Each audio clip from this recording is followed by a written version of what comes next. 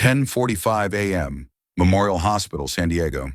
A young doctor stands in the director's office, tears streaming. "You performed surgery without authorization. You're fired." Her voice trembles. "I did it because the patient was dying."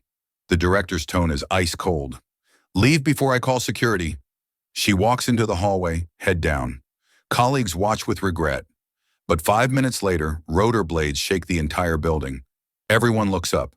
A Navy helicopter is landing on the roof. An officer steps out, shouting, "I need Dr. Amelia Grant, immediately." The entire hospital falls silent. Dr. Amelia Grant, 32 years old, a young resident physician, former Navy corpsman, now working civilian duty at Memorial Hospital. Dr. Richard Owens, hospital director, rigid and inflexible, believes that protocols matter more than people. Lieutenant James Miller, 38, a Navy SEAL officer, Amelia's former patient, who survived on the battlefield because of her. Amelia used to be an emergency combat medic serving at Kandahar Air Base in Afghanistan. After an explosion injured dozens of soldiers, she performed surgery on James Miller herself, without a supervising physician present.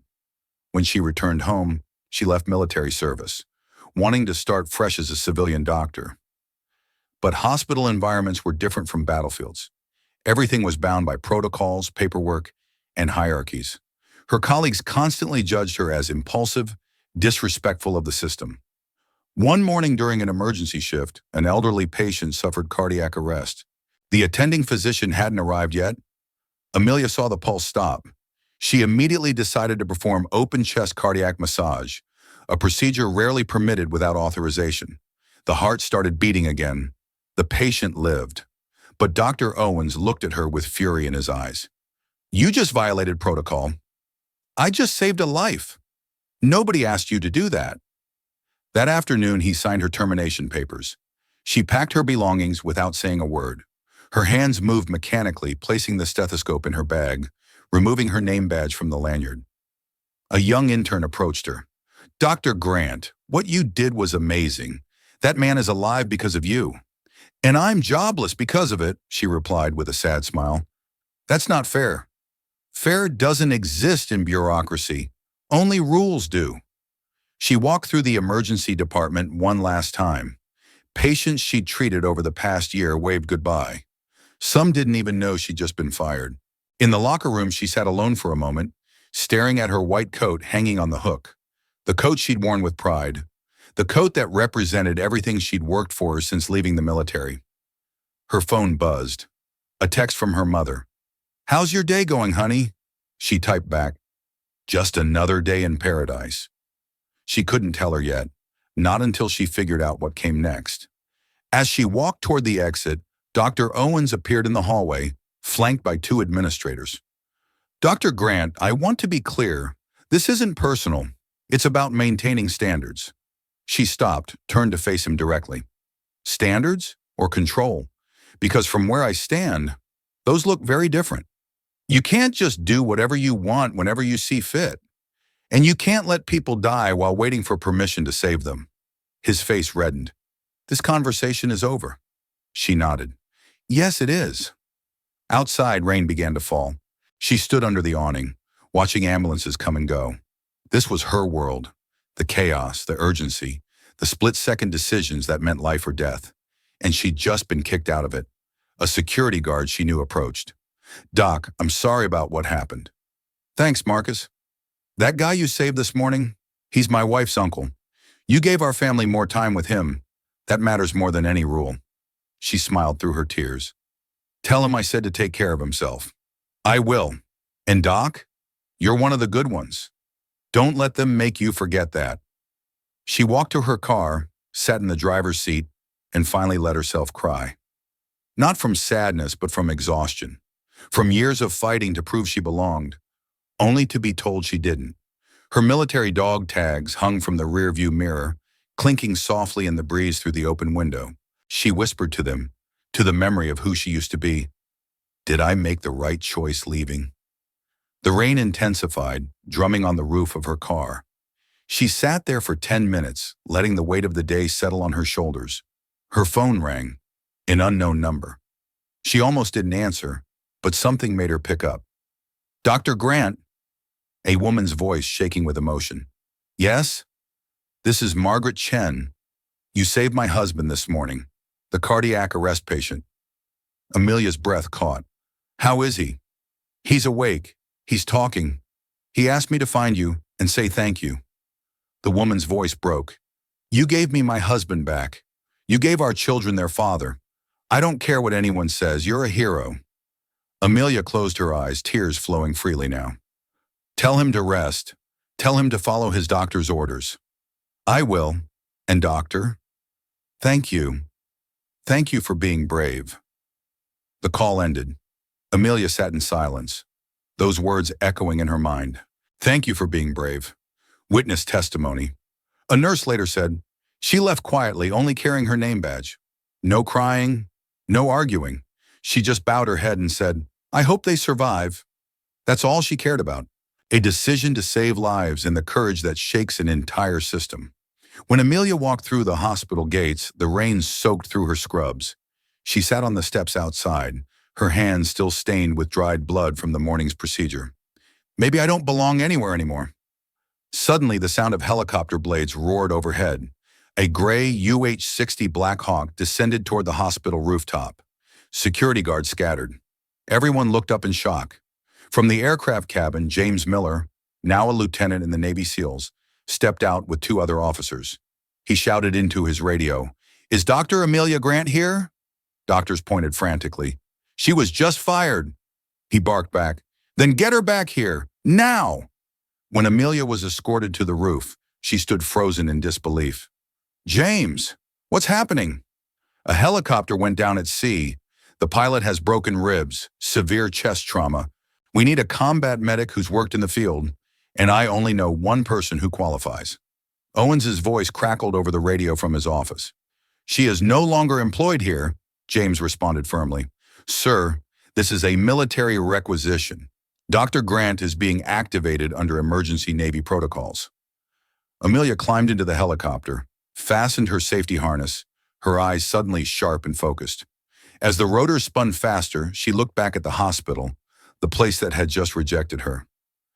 I'll return, but not to apologize. The helicopter lifted off. Through the windows, she could see doctors, nurses, and patients crowding the rooftop access door, watching her disappear into the gray sky. Inside the cabin, James handed her a medical kit. Just like old times. Old times didn't include getting fired an hour before deployment, she said with a tight smile. The Navy doesn't care about hospital politics. They care about who can save lives under pressure. And that's you. She checked the supplies. Standard combat medical equipment, but limited. No surgical suite, no backup team, no imaging technology. What's the injury assessment? Pilot took shrapnel to the chest during an emergency landing. He's stable but deteriorating. The ship's medical officer is overwhelmed. They need someone with your experience. How far out? 40 nautical miles. 20 minutes. She nodded, her military training kicking back in instantly. The civilian doubts, the bureaucratic fears, all of it evaporated. This was what she knew. This was where she belonged. They flew over the Pacific, waves churning below. Through the headset, she heard the ship's radio traffic. Urgent. Desperate. Black Hawk inbound. ETA 15 minutes. Patient status critical. When they landed on the aircraft carrier deck, sailors rushed to meet them. The controlled chaos of military precision surrounded her. She was escorted to the medical bay. The pilot lay on the table, his breathing labored, blood oxygen dropping. The ship's medical officer looked exhausted. Doctor, I tried everything. We're losing him. Amelia examined the wound. Penetrating chest trauma, possible cardiac tamponade. She'd seen this before in Kandahar. I need to open his chest, here, now. Without imaging? Without a full surgical team? We don't have time for either. The medical officer hesitated, then stepped back. You have command. She scrubbed quickly, gloved up, and made the incision. The procedure was delicate, dangerous. One wrong move could kill him, but her hands were steady. Years of muscle memory guided her. She drained the blood compressing his heart, repaired the laceration, stabilized the damaged tissue. 15 minutes later, his vitals strengthened. Heart rate normalized. Blood pressure rising. The medical bay erupted in relieved applause. James stood in the doorway, watching. His eyes were wet. Once again, you saved a soldier's life. She peeled off her gloves, exhausted but calm. It's what I do. The ship's captain entered, a stern-faced man with 30 years of service. He looked at Amelia, then at the stabilized pilot. Doctor, I've seen a lot of field medicine in my career. That was exceptional work. Thank you, sir. The Navy owes you a debt. This man has a wife and 2 children waiting for him in Virginia. Because of you, they'll see him again. Amelia nodded, the weight of those words settling over her. A young sailor approached hesitantly. Ma'am, I was there when you operated. I've never seen anything like that. How did you stay so calm? She looked at him, saw herself years ago, fresh-faced and uncertain. Fear is normal. Panic is a choice. I chose to focus on what needed to be done, not on what could go wrong. The sailor nodded, absorbing the lesson. Meanwhile, back at Memorial Hospital, news vans were arriving. The story had broken. Fired doctor saves Navy pilot in emergency at sea surgery. Dr. Owens stood in his office watching the live television coverage of the helicopter landing back at the hospital. Amelia stepping out to a full honor guard salute from the Navy personnel. His phone rang. It was the hospital board chairman. Richard, we need to talk about your decision this morning. Back on the carrier deck, a reporter somehow got access and approached Amelia. Doctor, do you have anything to say to the hospital that fired you? She paused, then answered carefully. I don't regret saving lives. I only regret that they forgot that's why we all entered medicine in the first place. The clip went viral within hours. Witness testimony. A nurse recalled, the whole hospital ran to the roof to watch her board that helicopter. The director stood there speechless. For the first time, I saw someone fly away and make everyone left behind bow their heads in shame. The truth exposed, and the one who was humiliated becomes the savior. 3 days after the rescue, Amelia received a formal letter from the Secretary of the Navy commending her for extraordinary valor in humanitarian action. The hospital board convened an emergency meeting to investigate Dr. Owens's termination decision. Local and national media picked up the story. Doctor fired for saving patient, then saves Navy pilot hours later, became headline news. Public pressure mounted. Patient advocacy groups protested outside Memorial Hospital. Former patients she'd treated came forward with stories of her compassion and skill. Dr. Owens was called before the board. He sat alone at a long table, facing 12 board members. The chairman spoke first. Dr. Owens, can you explain your rationale for terminating Dr. Grant? She violated protocol. She performed a procedure without authorization from an attending physician. And the patient? Survived, but that's not the point. That's exactly the point, doctor. The patient survived because she acted. What would have happened if she hadn't? Owens shifted uncomfortably. Hypotheticals aren't relevant. A board member interrupted.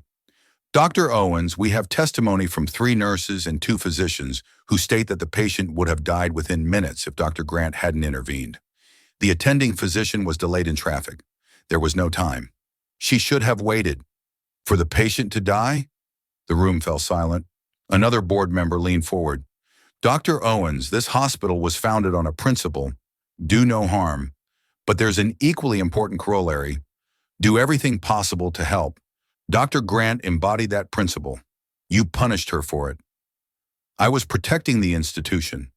You were protecting bureaucracy. There's a difference. The meeting lasted 4 hours. By the end, Dr. Owens was given a choice. Resign with dignity or be terminated for cause. He chose resignation. The next day, the board invited Amelia back to the hospital, not as a resident, but as director of emergency medicine. She stood in the boardroom, looking at the same people who had allowed her firing. Why should I come back? The chairman answered honestly. Because we were wrong. Because this hospital needs someone who remembers why we exist. Because patients deserve better than what we've given them. And the protocols that got me fired? We're rewriting them. We're implementing what we're calling the Grant Protocol. In life-threatening emergencies, when attending physicians are unavailable, Senior residents with combat medical experience are authorized to make critical decisions. She considered this. It's not about me. It's about making sure no doctor ever has to choose between a patient's life and their career again. Exactly. She accepted the position with one condition: full autonomy over emergency department operations. They agreed. Her first day back, the staff lined the hallways applauding as she walked through. Some cried, others saluted, military style, honoring her service. But not everyone was happy. A group of senior physicians, loyal to Dr. Owens, stood in the back with crossed arms and skeptical expressions. One of them, Dr. Patricia Henderson, a 20-year veteran, approached her after the welcome ceremony. "Dr. Grant, a word?" Amelia nodded. "Of course." They stepped into an empty consultation room. "I respect what you did on that carrier, truly, but you need to understand something. This hospital has protocols for a reason. Owens may have been harsh, but he wasn't entirely wrong." Amelia listened carefully. "Go on." "If every doctor starts making unilateral decisions, we'll have chaos. Medicine requires order, hierarchy, consensus. And patients require doctors who act when seconds matter." Dr. Henderson sighed. "You're young. You still think you can save everyone. But this job will teach you that sometimes, despite our best efforts, people die. And when they do, it's the protocols that protect us from liability, from lawsuits, from our own guilt." Amelia met her gaze directly. "Dr. Henderson, I've held dying soldiers in my arms. I've made decisions with mortars falling around me. I know that people die, but they don't die on my watch because I was too afraid to act, or too concerned about paperwork to save them." The older doctor studied her for a long moment. Then her expression softened slightly. "You remind me of myself 30 years ago, before the system wore me down." She paused. "Don't let it happen to you. Keep that fire. We need it." She walked out, leaving Amelia alone with those words. In her new office, she found a framed photo on the desk. It showed the Navy pilot she'd saved, now recovered, standing with his family. A note attached read, "Because of you, I get to watch my daughter grow up. Thank you for being brave. Watch her, Commander Ryan Phillips." That evening, James visited her at the hospital. "So Director Grant has a nice ring to it. Feels strange. A week ago, I was packing my things. Now I'm running the department. You earned it, not because of one dramatic rescue, but because of every patient you fought for, every time you chose to do the right thing, even when it cost you." She walked to the window, looking out at the city lights. "You know what the hardest part is? Forgiving them. Not Owens, he made his choice, but everyone else who watched him do it and said nothing. They're human. They were scared. So was I, but I still acted. That's why you're different. That's why you're the leader they need now." She turned back to him. "On the carrier, when I was operating on that pilot, I wasn't thinking about protocols or politics. I was just thinking, this person deserves to live. That's it. That's the only calculation that mattered. Welcome back to what medicine should be." The next morning, she called an all-staff meeting in the emergency department. 60 doctors, nurses, and technicians gathered. "I'm not here to punish anyone for what happened. I'm here to build something better. A place where we can be both excellent and compassionate, where protocols serve patients, not the other way around." A senior nurse raised her hand. "Dr. Grant, what if we make mistakes? Then we learn from them. But we make them while trying to save lives, not while protecting ourselves." Another doctor asked, "What about the administration? What if they push back?" "Let them, because at the end of every shift, we're going to ask ourselves one question. Did we do everything possible for our patients? If the answer is yes, then we did our job. Everything else is noise." The room was quiet, then someone started clapping, then another. Soon, the entire department was on their feet. Over the next month, Memorial Hospital's emergency department was transformed. Response times improved.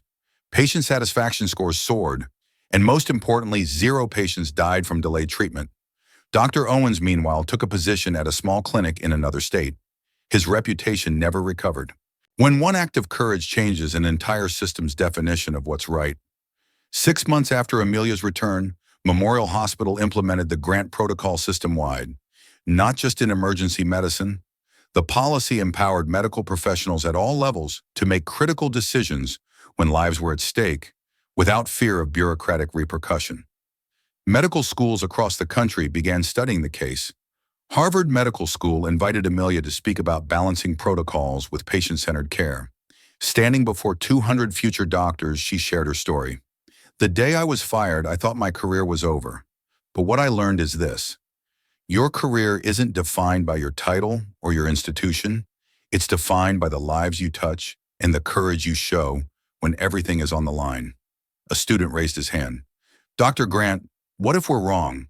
What if we break protocol and the patient dies anyway?" She paused, considering the question carefully. "Then you live with that, but here's what I know. I've made split-second decisions that saved lives. I've also made decisions that didn't work out the way I hoped. The difference is I can look at myself in the mirror because I tried. I fought. I didn't let fear or bureaucracy make my decisions for me." Another student asked, "How do we know when to break the rules?" "You don't break them lightly. You break them when the alternative is watching someone die. When the rule serves the institution but betrays the patient, that's when you have to choose who you're really serving." The lecture went viral online. Medical professionals from around the world reached out, sharing their own stories of being punished for doing the right thing. Amelia started a nonprofit organization called Doctors Without Hesitation, advocating for medical professional autonomy and patient-first care. Back at Memorial, the culture continued to evolve. Young doctors felt empowered. Experienced doctors felt renewed purpose. Patients felt genuinely cared for. One evening, an elderly woman came to the emergency department with chest pain. The attending physician was in surgery. The resident, a young doctor fresh out of training, recognized the signs of a massive heart attack. Under the old system, he would have waited. Under the Grant Protocol, he acted. He performed an emergency cardiac catheterization. The woman survived. When Amelia heard about it, she visited the young doctor. "You saved her life. I was terrified, but I remembered what you said. Protocols serve patients, not the other way around. You did exactly right." The young doctor's eyes welled up. "A year ago, I might have hesitated, waited for approval, and she would have died. But because of what you fought for, I had the confidence to act." That moment crystallized everything for Amelia. This wasn't just about her anymore.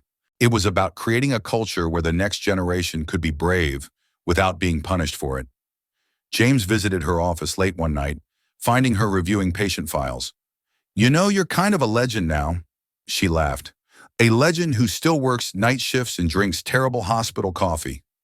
"The best kind of legend." She set down her files. "You know what's funny? I spent so many years trying to fit into the system, trying to follow the rules, earn respect the right way. And it wasn't until I got kicked out that I realized the system needed to change, not me. The system always needs people willing to challenge it, or break it entirely and build something better." 3 months into her new role, Amelia received an invitation to speak at the American Medical Association's annual conference. The topic, Patient-Centered Care in Emergency Medicine. She stood backstage, nervous for the first time in months. This wasn't surgery. This was politics, persuasion, changing minds on a national scale. Dr. Henderson found her there. "You'll do fine. Just speak from the heart like you did with us." "What if they don't listen?" "Then they're fools, but I don't think they will be. You have something most doctors have forgotten, the ability to remember why we started this journey." Amelia walked onto the stage to polite applause. She looked out at hundreds of physicians, administrators, policymakers. "Good morning. My name is Dr. Amelia Grant, and 3 months ago I was fired for saving a patient's life." The room went silent. If you believe leadership should inspire, not intimidate, share this story. Let's change the conversation about what courage really means in medicine. Act 5, Legacy and Lessons, 600 words. When one person's courage becomes a legacy for an entire profession. 2 years later, Amelia stood on the rooftop of Memorial Hospital, the same spot where the Navy helicopter had landed that day. It had been converted into a helipad for medical evacuations, with a plaque that read, Grant Landing, where courage meets compassion. She touched the cold metal of the plaque, remembering that moment when everything changed. James joined her, now a commander, visiting during his leave. They're calling you the helicopter doctor in Navy circles. Could be worse nicknames. Could be better ones too. But that one's earned. They looked out over San Diego, the city lights twinkling like stars brought down to earth. Do you ever regret it? James asked. The chaos, the controversy, everything you went through? She thought for a long moment. No, because that pilot I saved on the carrier, he sent me a photo last month. His daughter's 5th birthday party. He's there, smiling, holding her. That moment doesn't exist without that day. Every choice I made, every rule I broke, every consequence I faced, it all led to that little girl having her father at her birthday party. That's a hell of a legacy. It's not about legacy. It's about doing what's right when everyone's watching and what's necessary when no one is. Below them, an ambulance arrived. The emergency department doors burst open. A trauma team rushed out. This was the rhythm of life here, the constant pulse of crisis and response, pain and healing. I need to get back, she said. Of course. Go save some lives, Doc. She headed for the stairs, then turned back. James, thank you for that day, for believing I was worth fighting for. You didn't need me to fight for you. You just needed a helicopter. The rest was all you. In the emergency department, controlled chaos reigned. A multi-vehicle accident had brought in 6 patients. Amelia moved through the organized mayhem with calm precision, directing teams, making decisions, being present where she was needed most. A young resident approached, frantic.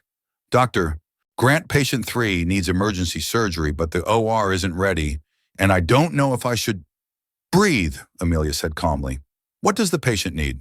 Immediate intervention or he'll bleed out. Then you know what to do. I'll back you up. Go. The resident moved with sudden confidence. Hours later, when the chaos subsided and all 6 patients were stabilized, Amelia sat in her office. On the wall hung her Navy commendation, her medical degree, and a photo of that original helicopter landing. She pulled out a journal and wrote, "Today I watched a young doctor make a life-saving decision without hesitation. Not because she wasn't afraid, but because she knew hesitation costs lives. This is what we built. This is what matters."